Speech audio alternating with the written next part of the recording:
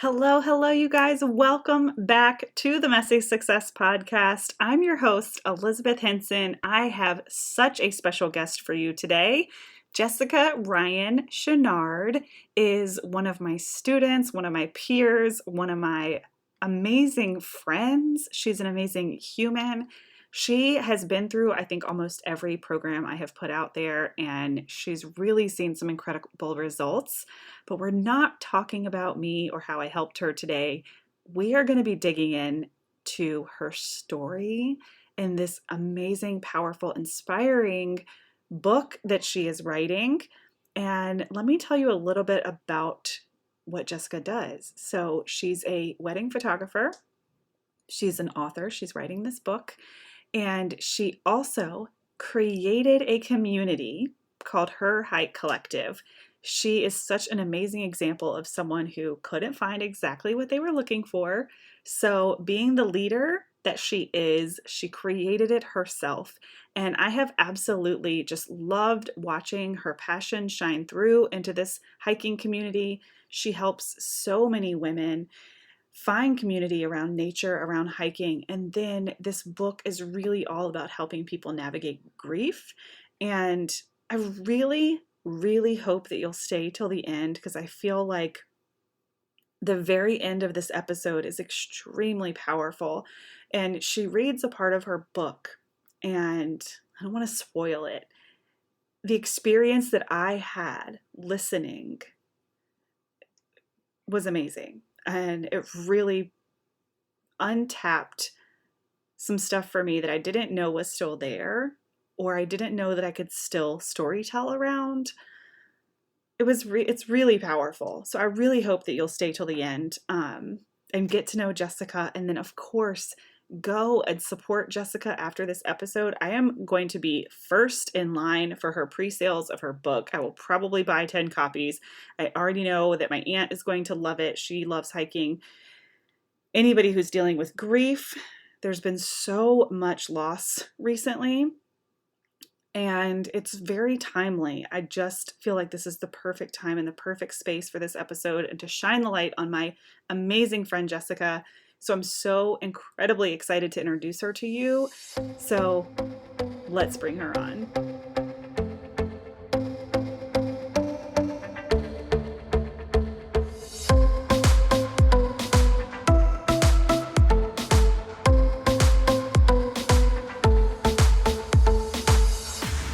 All right. Hey, Jess, welcome, welcome. I'm so excited to have you here. We're going to dive into all the things that you're up to, but why don't you go ahead and tell everyone who you are and what exactly you do?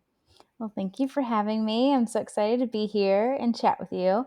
I'm Jessica Chernard, and I have an all-women's hiking group called Her Hike Collective, and created it in 2016, and we've been hiking together at least quarterly ever since. And I am also writing a memoir and self-publishing it, all about Her Hike Collective and my journey through grief and going to nature to heal. I love it. And we're going to dive into all of that. But because it's top of mind, like my Instagram post yesterday was like, if you can't find it, create it. And I love that you chimed in because that's exactly what you did with Her Hike Collective. So tell us a little bit about how that idea like came to be, and then how the actual group, like how you actually made it happen. Yeah, I definitely chimed in because I was like, I did this. You did. You um, did. so Her Hike Collective was created out of just a need and desire to have a community I could go hike with. My husband and I, we were engaged at the time, and we loved hiking and camping together. But I wanted a group of women that I could connect with and go out in nature. I was confident and loved hiking in the mountains, but I didn't necessarily want to go and do it by myself, but I wanted to be able to go more often. And when I shot out this idea, I found out a lot of other women were in that same boat. I love it. I love it so much. You built such a community around it. And I haven't actually been. I do get the newsletters because I'm always hopeful that I'll be able to go. But a lot of the women that I've talked to that have been, they said they were blown away because it wasn't just hiking, it was building the relationships, like kind of stepping away from day-to-day life and social media and just really being present with each other and with nature. And I thought that was such a beautiful recap of how like a lot of these friendships are kind of born just on these hikes. Yeah, I love that. I definitely have a bunch of women that have formed relationships and stay in touch outside of the hiking group now, and it's they met on the hikes. And I have some women that I have grown very close to during that also. And like you said, it's not just hiking. Everyone's there for a reason, no matter how big or small. I think once you're actually on the mountain and exercising and seeing the views, you kind of open up your mind and your heart to life and just being able to escape the day to day for a little while and really have a different mindset out on the mountains. Yeah, it really is so beautiful and just makes you take life a little slower. My aunt lives really close to the Blue Ridge Mountains, and we always kind of just take trips up there. And the views alone are enough to really just make me like, man, I should just like stop sometimes, right? Like our day to day is so crazy. And then you also have a photography business and you're writing a book. Those are like your three big things, right? Yep, yep. Oh my gosh, I love it. So many photographers in our community are multi passionate like you. And I think it's just how things are now. If everyone's diversifying revenue, they're following different passions. And, I'm totally here for that conversation. Um, so let's talk a little bit about your book. You're writing a memoir, and I know that you've wanted to do this for a really long time. Tell us a little bit about how it went from idea to real life. Tell us a little bit about your story. Well, the idea was there for probably 10 years. And I journaled and wrote here and there throughout those 10 years. It was like a calling I had and something I always really wanted to do. But I stopped along the way and second guessed myself, and I was just like, no, you have another business, and it's probably not the time. Are you going to get published? Things like that. Um, but if I went for a period of time not writing, it just made I could feel it in my body. I was like, I have to write, and if I had an idea or a hike I needed to journal about, it just kind of built up in me until I like had to type it out. And once I typed it, I realized, and then this happened to me a million times. I had to go through this process. I was like, oh yeah, this is where my heart is. This is what I want to pursue and see what happens. But each writing piece had to remind me over and over again for it to become this book. And then, probably in the last year and a half, I really sat down and organized it, got the story all together, and got serious about it. And then I submitted to a bunch of literary agents with not a lot of response. And so now I'm going the self publishing route. Oh my gosh, I love it. And I feel like every creative person listening can relate to that feeling of like pushing it away, but like feeling like you're going to burst or like there's some higher purpose or like calling for you to do something. Mm-hmm. And when you finally do it, you're like, gosh, like this is what I'm meant to do. But then we can still spend so much time running from that, whether it's fear, like you said, like, should I even be doing this? Should I be spending my time here? I mean, I think so many people can relate to that. So, Yep, you were in my brain just then. That was me over and yeah, over again. I like yes. And I look like how the far word you've come. yeah, you said burst. I was like, yeah, that's the word. Yes, and, like, one of my teachers even says, like, it's really healthy to take breaks and step away and intentionally not create until that bursting feeling comes to you and, like, till you can't stand it anymore, and that's when you're supposed to, like, sit down and create something. So Yep. I think there's magic in that, and for some reason, as you were talking, I was like, I bet you the majority of, like, most successful books are because they're written for the process, not because they're written for the sales or for the end result, but because of, the 10 minutes writing here, the hour writing here, what it did for you in your healing journey, like doing the actual writing. Isn't that cool? Yeah. So tell us, the book is about your brother. So tell us a little bit about his story, because so many people listening probably have no idea. Well, my brother was 4 years older than me. His name is Richard. And unfortunately, he passed away in 2011. And he had a prescription drug addiction to adderall and eventually had a 2 year battle with it and eventually ended up taking his own life.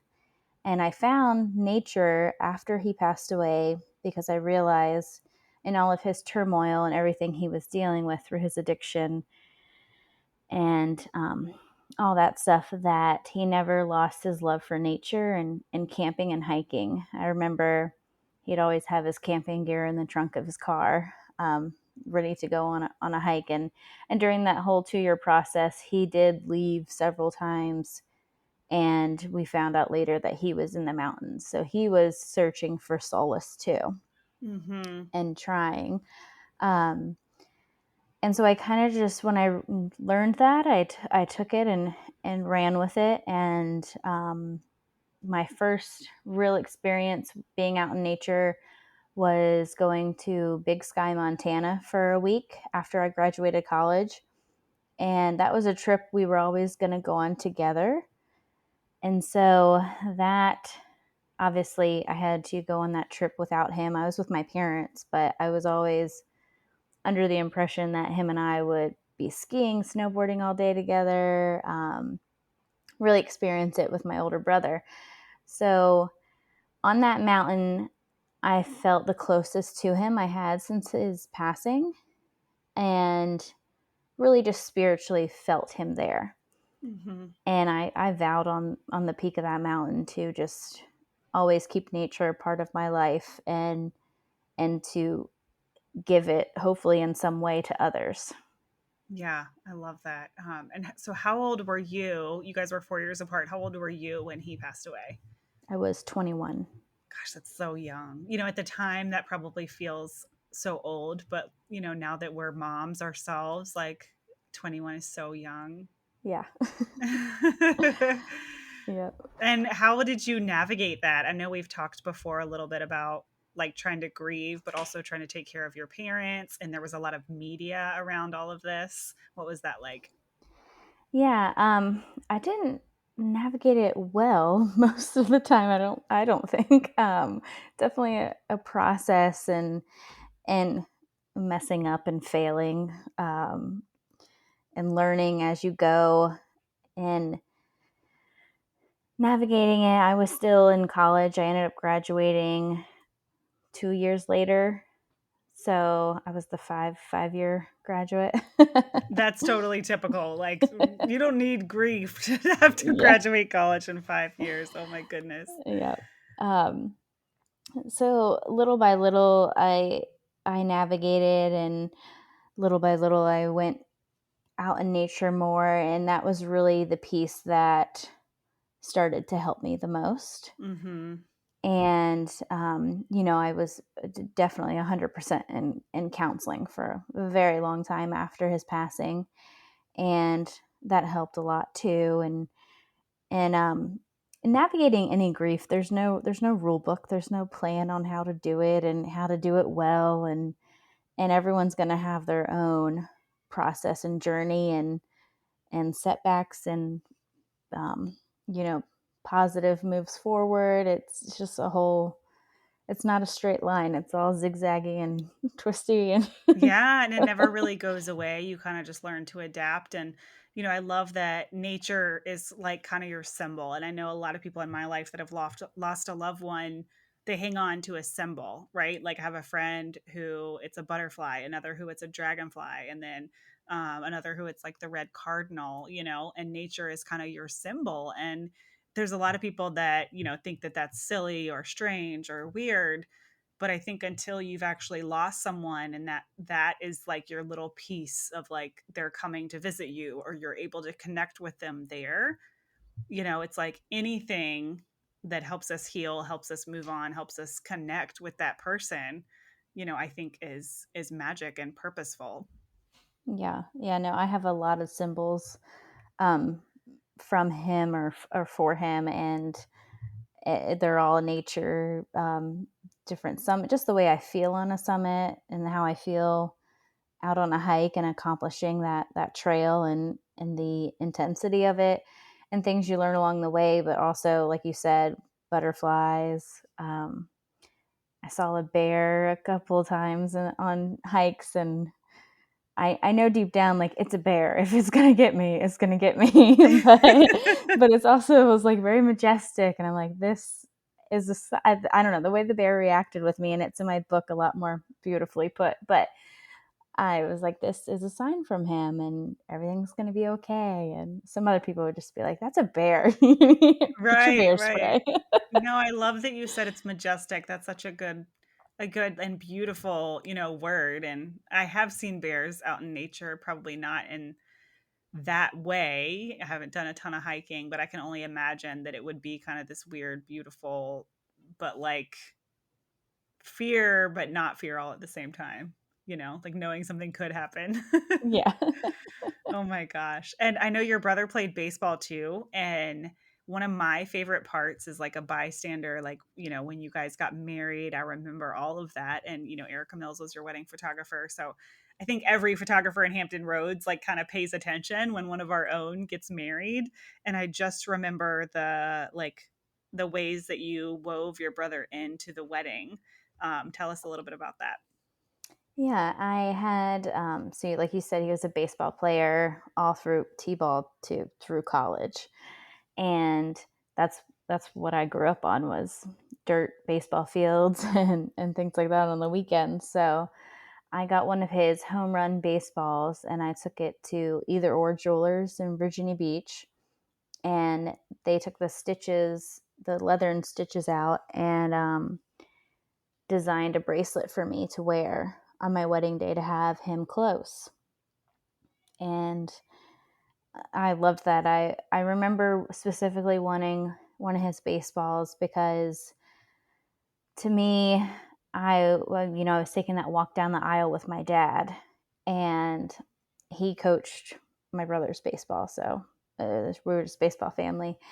And running around, if you hit a home run ball, running around the bases and heading for home, I kind of felt like this walk down the aisle with my dad was heading home Hmm.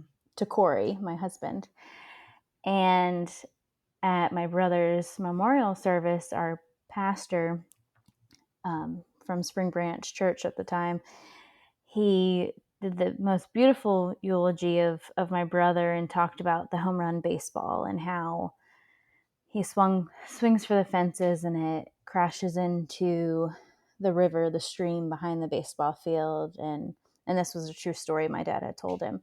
And my dad had gone to the stream to get the baseball, because my dad ran and saved every home run baseball he ever did. But this one was taken by the stream down past the rocks and everything. So the pastor was describing Richard as the Spaceball, because he was no longer with us. And he said something like, though it went down the stream never to be seen again, you still remember the euphoric moment of hitting one out of the park, hitting the baseball. And so in that, he was still in our hearts. He still lives there inside of all of us. And so thinking back on that, I was like, I have to have a baseball of his close to me. Hmm.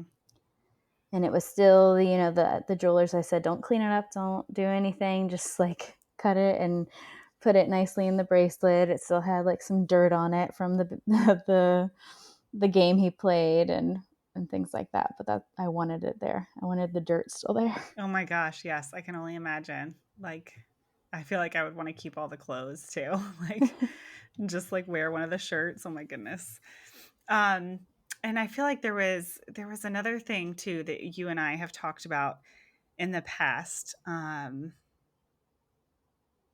Let's go back to the book. Um, and I know you've been writing the book in like lots of these little pieces, and I just have this visual, and I can't remember if this is something you told me or at one of our creative network meetings where you like had the pages all spread out on the floor. You're like, it's written, but I don't know what order I'm going to put it in or how that's going to look. And I remember what it was. It was something with the New York Times. So they were one of the media outlets that covered your brother's story, right? Yes. Yep. Okay. Tell us a little bit about that. And I feel like when you went to get published, you have like kept in touch with the New York Times guy, right? Wasn't there something really good there? Yes. So I contacted him. Alan Schwartz was the reporter for the front page article of my brother in the New York Times in 2013. And he has kept in touch with our family and things like that. So I contacted him after several months of um, submitting to literary agents. And I heard a few no's. I heard a few crickets, and which was to be expected in the industry, uh, um, obviously. And he's a New Yorker, so he was, telling it to me straight about memoir writing and being a first time author and all that, and that he still like thinks about our family constantly, um, and that kind of our conversation kind of made me take the self publishing route. And with publishing a book, you're doing a lot of your own marketing and publicity anyway. And so why not do like self publishing, because you're going to be doing just as much work. And I'm not really out there for like huge sales or anything like that. I obviously want it to do well because I want it to help other people Mm-hmm. and women, and I want other women to find peace and hope in the mountains. So I think like this book would be good for them. But it's more of just getting the message out there and doing this in honor of my brother, and having something I've been wanting to do for 10 years actually doing it. Yeah, well, and like we talked about earlier, that desire to create and just staying in integrity and, true with yourself, and that burning desire, like there's a reason for that. Like whether it's, coming through Richard or coming through this purpose to help more people. And, I know plenty of families that have struggled with the drug addiction in some way, shape, or form. And I think that your brother's story is so powerful because it did happen so fast. I mean, 2 years is really fast. I know people who, have an estranged father that struggles with drug addiction for the last 50 years, right? And, Mhm. he was going through it for 2 years. And I think you said it was Adderall, right? Yes. Okay, so tell us a little bit about like that 2-year journey, and if anyone out there has a family member that is taking Adderall or struggling with that, like what are some things that you guys picked up on or didn't pick up on? Yeah. Well, first, we're not against Adderall or anything like that, or a doctor that prescribes it. In my brother's case, he was prescribed it, and then the dosage kept getting increased. And then on top of the increases, he was abusing it, so taking even more milligrams. And just along his journey, we feel that they didn't make the best decisions for him or really listen to him. They didn't catch it. And um, the appointments were very, very short, some lasting 15 minutes for a new prescription. And so there was just things that could have been done differently to help him. Um, so kind of briefly, he started at a 30 milligram dosage. And then from there, he eventually went all the way up to an 80 milligrams. And a 15-minute appointments, some of them. Some of them, yes. Yeah. Yep. And this is I feel like a problem that we're seeing like as a country in general. And we've all experienced it in some way, shape, or form where we leave like a medical appointment kind of feeling like something about that didn't feel right. And like you said, this isn't against doctors or nurses. It's just like teaching. Like sometimes it's the system, sometimes it's the broken system, and it's not even a doctor's fault, right? Mm-hmm. Or like Yeah. the pressure, whatever it might be. But I remember one time when I lived in North Carolina going for an appointment at it was like a patient first or an urgent care. I think it was a patient first, and I was having, like cramping in like my ovaries, like menstrual area, like really severe, something I'd never experienced before. Most likely it was, a normal cyst, nothing to worry about, but I went to patient first and they did not ask me any questions about any of that. They were like, "Oh, well, you were on the elliptical, so you probably pulled something." Because they were like, "What'd you do today?" And I was like, "Well, I did the elliptical for like 20 minutes." I was super athletic at the time. Like, I'm not going to pull a muscle on the elliptical. But they gave me a friggin' like codeine and just sent me out the door, not even asking me when my last menstrual cycle was or am I sexually active. They asked me none of that. And I just remember feeling like, okay, great, I have pain meds, but I felt like they treated me like a drug addict, right? Like, just Mhm. take this and get out of our face, And I would just, from that day forward, like, hated, going to the doctor, or like I'll catch myself not wanting to go and like advocate for myself. Yeah, yeah, I have definitely I'm better now, but after a while I was, afraid to tell doctors about the most normal things because I was just I the having my brother go through that, I was just so worried that they were going to think, oh, she needs a prescription too. Like, here we go. And with that, you people just need to be like their biggest advocates for themselves and really do your own research. And if you feel like you're not being treated to the standard that you deserve, like, speak up or find another doctor if you are in Mm-hmm. therapy, because I think therapy is amazing, but you're not agreeing with that certain therapist. um, Find one until you like connect with them and can trust Mm-hmm. them. It's all about the trust and forming a relationship with a therapist or counselor. Gosh, I don't even like, that's such a great point. And I don't know if your journey finding a therapist was hard, but I know for me, I put off finding a therapist because I was afraid of the process of finding a therapist. Like, what if I try one and I pour my heart out and I don't like it, or I have to try 5 different ones before I get the right one? For some reason, that process like terrified me. Yeah. And I got lucky that I found a great one first try, go figure. But Hmm. I feel like I put it off for years because I just dreaded sitting down with someone I never met before. Yeah. Oh my gosh, it's so crazy. And it's all these little life lessons on advocating for yourself, but also advocating, for the people you love. And like, now we're moms and we have to figure out how to advocate for our kids. Like, do I go to take them to CHKD or urgent care, or do I stay home and watch them? It's like these constant decisions, right? Oh my gosh. Yes. Oh my gosh. Speaking of that, you can probably hear them yelling in the Yeah. background. Oh my goodness. So, what kind of tips do you have for anybody that might be dealing with like loss or navigating something difficult? And this is like so timely because some of our really good friends are dealing with some loss right now. And having it been 10 years, this is the 10-year anniversary, I guess, right? Hmm. Um, like, what advice would you give someone that's lost someone like a brother or a loved one, a husband, a parent, a child? Yeah. Well, no matter, what someone goes through or whoever they lose, grief is hard for everyone, and it's different. And there's different, they say the stages of grief, but like there's stages, but there can be in all different orders. For you. Like, I did not go from like the first stage to the last stage in order, and then I went back to the first for a while, then up to the.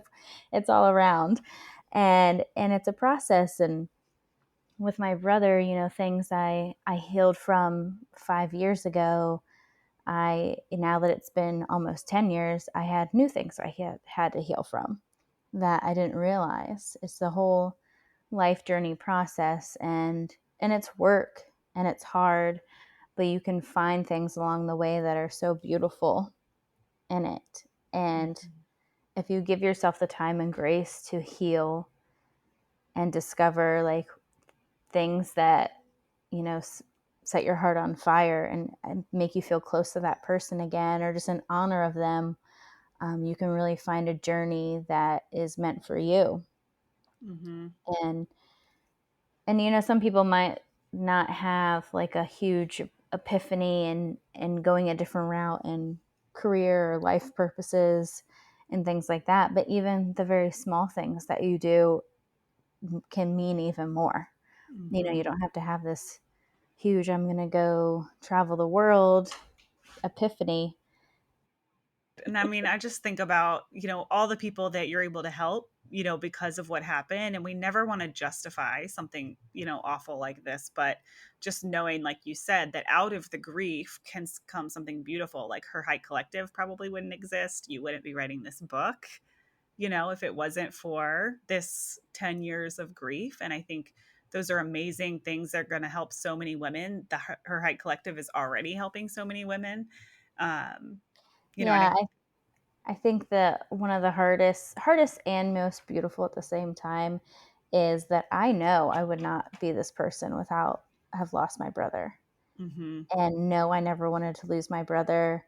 Um, but the personality I have, and I really think this is probably anyone actually, you want to find purpose and meaning out of something so terrible, Mhm. because then it truly happened for nothing if you can't find something to help you along the way and have a passion for. And there are so many things in my personality and my heart and how I treat people and how I think about just life is different because of the loss of him. Yeah, and it makes me think about, that statement when people are like, everything happens for a reason, and this is different. Like, I feel like in our society nowadays, like it's becoming like you don't really say that anymore. You don't tell someone everything happens for a reason. Like they have to figure that out on their own. Like you said, like finding purpose in the thing, in the grief, it does end up serving a purpose and giving you a bigger purpose, something that's bigger than you. But it's like we no longer are justifying, like, well, everything happens for a reason. It's like, no, this thing happened and now I get to show up for this bigger purpose. I think that it's important to kind of differentiate those kind of two things, because Yeah. just all this grief that's just around right now is like, I just realized, like, you don't say things like that anymore, right? Like I feel like now there's all these rules about what you do and you don't say. And I know Yeah, that's that like the thing that's on the top of what not to say to someone who's lost somebody or going through a hard time. Um, if I can get a little like faith based with you, because faith has been a huge journey for me. If you had asked me 10 years ago anything about faith, I would not have anything to say. uh-huh. um, but since I have really grown in that area and have even asked like the hard questions about certain things that people had told me, very religious people had told me about my brother after he passed, and so that kept like a kind of a bad taste in my mouth for years and years, only to find out when I found someone I trusted who had a lot of faith, I asked them the hard questions I'd been wondering for so long. And those people that were telling me their opinions about their faith were wrong. Mhm. And that was a big like breakthrough for me. And I just think in life, you know, bad things happen, but they weren't destined to happen. Mhm. We have free will. Everyone has free will. Everyone, all the doctors that were involved, my brother had free will, and my brother did too, to a certain point, with battling the drug addiction and things like that. Um, so that wasn't supposed to happen from the day he was born. Right, right. But it's a broken world. It did happen. People made wrong decisions along the Mhm. way. And so from the bad thing happening, we can still make good out of it. 100%. Yes. And I did not know that on the day after my brother passing away. I just want to tell people that took 10 years. It took 10 years, but and it's so beautiful and so true, but, like, for someone that's sitting in it, I just love that what you said and what all this means is, like, grief is your own journey, right? Like, grief isn't, yes, it's got the different steps to it, but it's everybody's own journey, and they have to find the meaning and the purpose in their own way, and nobody can push that on them, or give them advice, because whatever that meaning, that purpose is, that's going to give them peace and help them move on in a way that allows them to do something bigger and help other people. Like, they have to ride their own journey. You can't speed it up. You can't slow it down. Yeah, exactly. It's so You crazy. can be there for people as much as you possibly can, but it is their journey. Yeah, and I think I'm no expert in this, but just intuitively, I feel like the best thing that we can do is just to listen, so that they can verbally process, all these different feelings and emotions and whatever's going to lead them to that rationalization of what happened, you know. And I agree Yeah. with you that your brother didn't, he wasn't born for this to happen, but it does provide purpose, and like a legacy that Hmm. you get to leave for him. Yeah. And you're Yeah. so stoic. Like you said, your personality is different. And I'm like, I can see that you have this like stoic, like old soul way about you. Not in a like I scream grief way, because I didn't even know about your brother until I had known you for a couple of years. Um, but yeah, just like very stoic. Oh, thank you. That's I like that. I was like, Yeah. I know I've had gray hair since I was 18, but Oh my gosh. I know. I'm no, I like really the old soul surprised. thing. I have grays too. And it runs in my family, like premature gray. My grandmother was like all white hair by 30. Mm. So I'm really surprised that I'm not worse off than I am. But I do want to ask you, because I've never asked you this question, but what is like your favorite memory of your brother? I have a lot of, like all the little ones when you're kids and things like that because of family memories. But when a little bit when we were older, and it's probably one of my last really great memories with him. So it's probably why I remember it the most. Um, when he graduated college at Greensboro College in North Hmm. Carolina, it's a little private school, and he had a full scholarship there. So the night before graduation, their tradition is to go into the chapel on campus and get cap and gowned. So like put your gown on and all the sashes and ribbons and the caps and all that kind of stuff on during the ceremony. And you're supposed to pick someone who is close to you, someone who's just like meant a lot to you throughout your life. And he was a senior in college graduating, and I was a senior in high school. And I Hmm. didn't know until the night before when he asked me if I would do this for him Oh. that he was going to pick me. And I just remember being so proud. We like showed up early. We walked. I walked with him and all the other graduates and the persons they picked to do it from one end of the campus to this chapel. I got to sit next to him, and then I got to stand up next to him and put a million things on him because he was graduating with honors and he was a biology major, like all this stuff. So Uh-huh. I just remember like, oh, I'm going to graduate high school in a couple weeks and I have the cap. So I'm layering all these things on him, and he was 6'3", so he had to kind of like bend down to even like get me to be able to reach him. And I just felt like the most proud sister. And he had a great day. We had a great time together. One of his other friends picked his sister too, and then all the other people we were around like picked a parent Hmm. and things like that. And um, I just remember feeling so close to him, and that we had like a whole lifetime ahead of us together to get even closer, Hmm. and not knowing any of the stuff that was going to happen ahead of us. And so like I try once in a while to like live back in that moment. And I also, during that weekend, one of his best friends at the time, his mom asked randomly if we were twins. You guys do look a lot of like, Do you think yes. so? I Oh, had never. 100%. Like when you posted a picture of him one time before I even knew the story or that it was your brother, I was like, that's her brother. She had asked that, and I'm 5'4", and he was like 6'3". I did not know he was so tall. That's Yeah, amazing. and I don't know why, but I just always remember her asking that because it's the only time I'm aware of anyone ever asking or wondering that. Mm-hmm. And I just like felt proud to be asked if I was his twin. Oh. I don't know. So that was just like a great weekend celebrating him and being asked to be the special person that put all the stuff on him.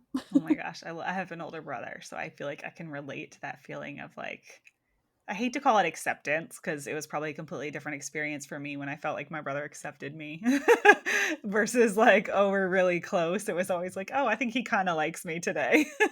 Yeah. But yeah, I'm going to ask you a grief question, and it might be kind of a hard one, but it's just really coming up for me to ask. But because when as you're telling this story, I'm picturing, this, you were 18, so this was probably about 3 years before he passed away, and I feel Hmm. like this is such a magical age where, like you said, you're starting to get even closer. And I feel like, this is the time when you guys would be like so incredibly close in your life. And like, how have you navigated some of that, like what could have been feeling that can be overwhelming?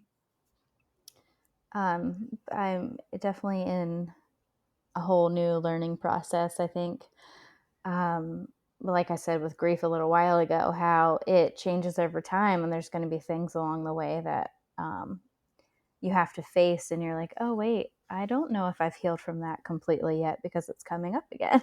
Mm-hmm. And I think that also just has to do with life milestones, especially if someone so close to you or a big piece of your life is gone during those milestones. Like when I got married, it was a big deal, to me on how to incorporate him there, and before that, when I graduated college, because now I just told you the story about his college weekend, Mm-hmm. and then I didn't have him there for my college, so I wrote him a letter and taped it into the top of my cap, Oh. so I had him close. And um, when everyone graduated, they throw their caps up in the air real tall, and hope they get the right one back. And mine, I just went like, just flicked my wrist. I was like, boop, I did it because I didn't want to lose it. Uh-huh. um, so that was the whole process. And I think every stage I've really just taken back to journaling or writing to Mm-hmm. him, writing about what I'm going through. Um, and then for my biggest thing too was, my son is 2 years old now, but when getting pregnant and having him, um, had some complications having him. I hemorrhaged and I needed a blood transfusion, and had some anxiety lingering for several months after that. And um, not having my brother there, and just everything he went through and things like that, I definitely had a huge grief process to go through during that. Mm-hmm. And that was like one of the happiest times of my life, but I still had a new layer of grief to process. So it's very layered for anyone going through grief. If it's layered and you're going through different things, through different stages, I feel that that's totally normal. And if you just have someone that can be a sounding board, whether it's a counselor, therapist, or friends and family, utilize that, and don't be afraid to talk about it. Yeah, I agree. As much as I kind of dislike, conversations where I'm having to like open up and be vulnerable or grief, it is so cleansing. Like even these conversations with you and hearing your brother and just kind of like sitting in it, like it can feel heavy, but I always walk away feeling like I've gained something, and I think that it's so important to have these conversations and just to hold space for them. So people that are listening, how can they help? How can they help this mission? How can they help support you during the book? Tell us the things. Well, our hiking group is Her Hike Collective, so you can find us on Instagram at Her Hike Collective. We have a author website coming, so it's just my name. It's Jessica Chernard with a CHENARD.com. And you can join the email list through that link and keep up with all of our announcements about the book. Once it's available, any pre-orders are like the most amazing thing for new coming up author is pre-orders. Oh my And gosh, I love that. reviews once you get it and read it. Have you Yeah, announced the title yet? no, I have Okay. not. Okay. Okay. I was like, because I feel like I would remember, but you haven't announced it. Okay. Yeah, When are you going to announce that? I want to know. I want to know. I'll probably announce it in 1 to 2 months. Okay. Yeah. And I know you've been working on the cover art with one of our other community members, which is super exciting. Yes. She is at home healing from a surgery, but I can't wait to get back and chat with her. She basically, to me, she did amazing. I think she already did the artwork, but it was just like a rough sketch, she says, but I Yeah. think she's done. I love it. You're like, So I'm good. I love that so much. Oh my gosh. Okay, so showing up and supporting you on social media, her hike collective. Is it just herhikecollective.com? Do you have a website for that too? Her hike collective will live at jessicachenard.com. Got it. Okay. But yeah, we have an Instagram at her hike collective. I love it. And a newsletter Yeah. for that too, right? Which you send out emails about the hikes. Yes. Yep. And we'll have a hike in August. So definitely that announcement will be coming out soon.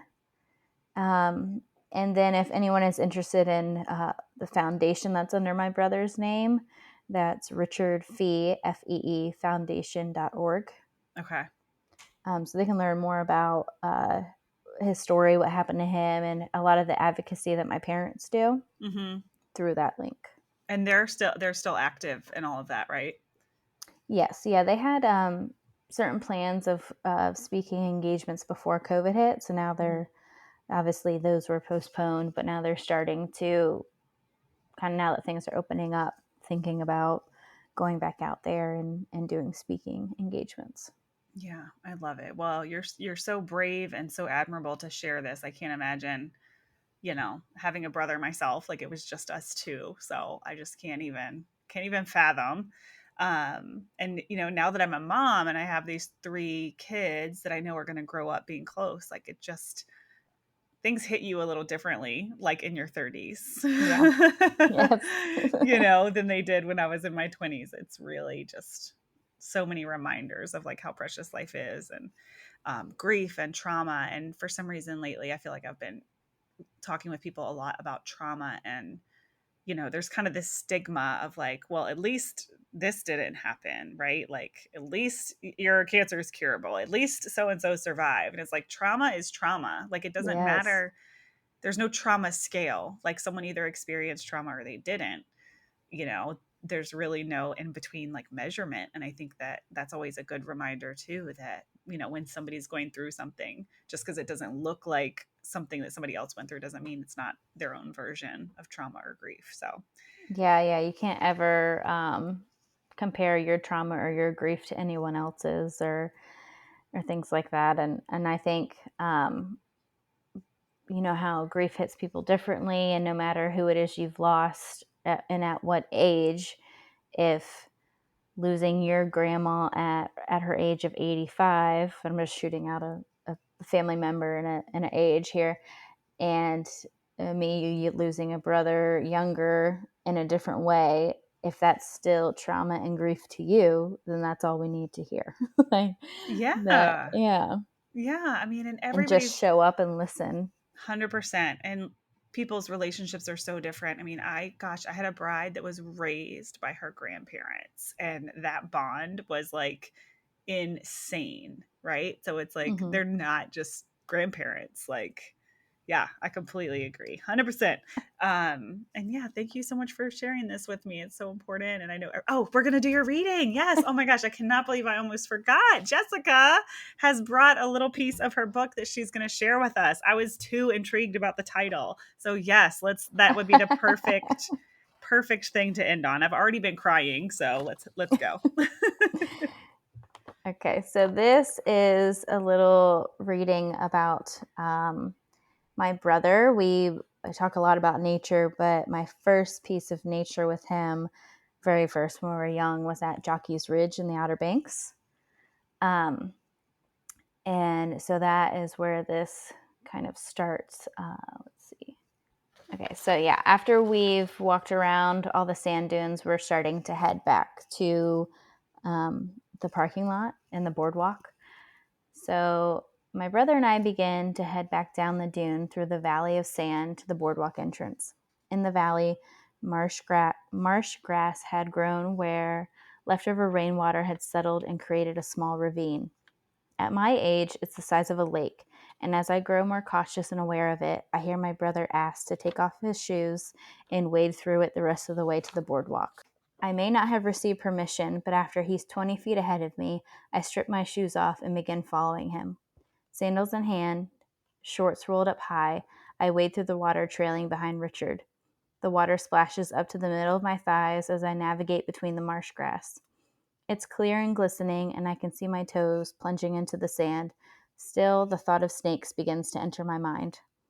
My arms spread out wide and stretching out carefully, I can feel the pulling of my muscles from fingertip to fingertip. Gripping the sandals tighter, I attempt to balance myself in the wakeless water. At this young age, I am already learning from Richard's pull towards nature and exploring. I have always known that he is athletic, especially when it came to baseball. But as I watch him in the distance, him settling into the stream and the sawgrass surrounding him, his adventurous side unearths itself to me for the very first time. I stop my childlike desire to catch up to my big brother. I keep my distance and observe him from afar. His posture straightens. He reaches his right hand out to the marsh grass and runs his fingertips along each individual blade as he passes them. Never breaking off a piece, he lets nature remain the way he finds it. He is not distracted by the thought of snakes or if he will lose his balance. He feels every grain of sand that his feet sink into and the current of the water that moves and bends from his wake. The blades of grass spring forward with his fingers and then float effortlessly back to their intended place in the marsh as he lets go, never once breaking a blade.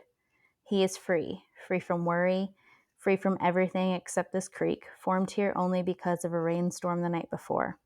And as he drifts effortlessly through the ravine, it seems as if it was placed here for him alone. While I watch my brother, I realize that this is my first lesson, with many to follow, that will teach me about his love for nature. Oh my gosh, how do you remember that? Like so photographically. That's the worst word. It's like a photographic memory. Like how are you able to sit and recall that in that way? You just made me want to write about my brother. To be honest with you, I remembered the memory, and I just, as a photographer, I feel like we sort of have a photographic memory, but really it's just typing and like thinking about it. And it kind of just, a lot of my book kind of just like came to me.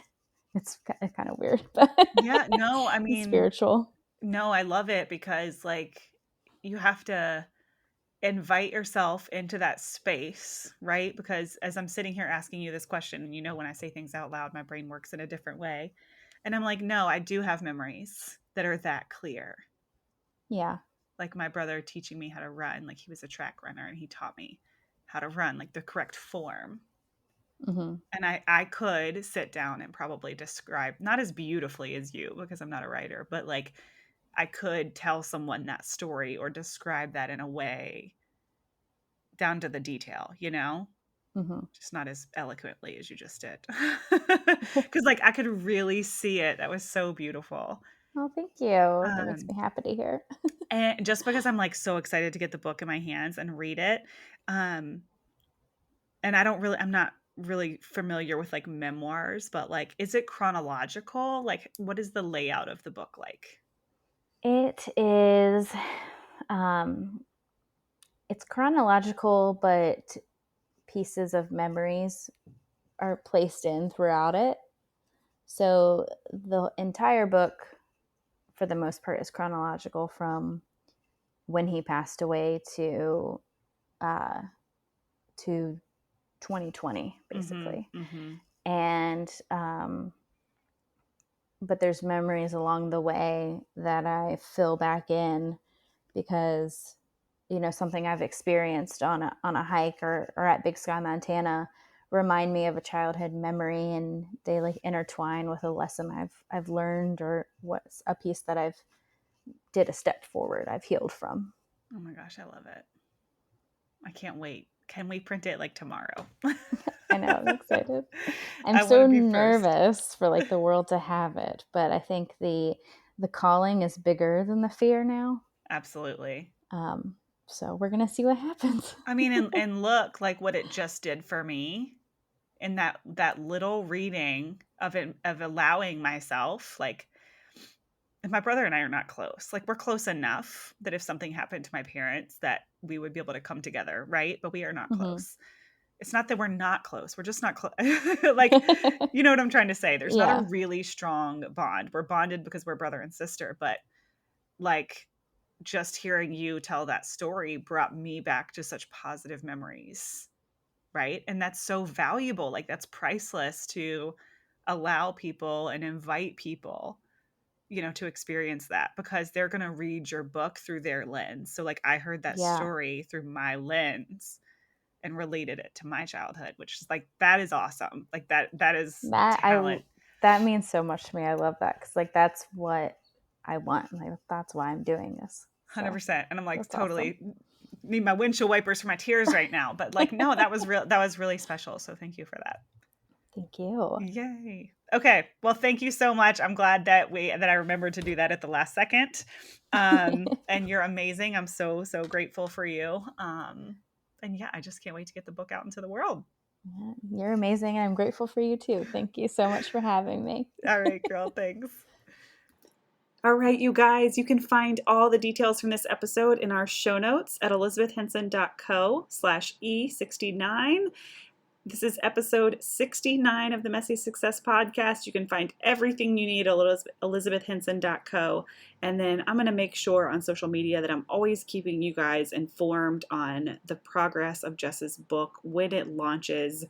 I don't know what that's going to look like, but I know that I will be in the front row promoting, because I'm just so excited for Jessica. Like, I feel like I've been on this journey with her for, you know, a couple of years now. So I'm so grateful to have her here with us. Make sure you guys go visit her on Instagram and her website and all the things. And most importantly, as always, thank you so much for being here. I never can say enough my gratitude. If there was no you, there would be no me. If you love this podcast, please leave us a review or send me a DM on Instagram, or just say hello, book a coffee chat. I would love to hear from you. Thank you guys so much for being here. I love you, and I will see you soon.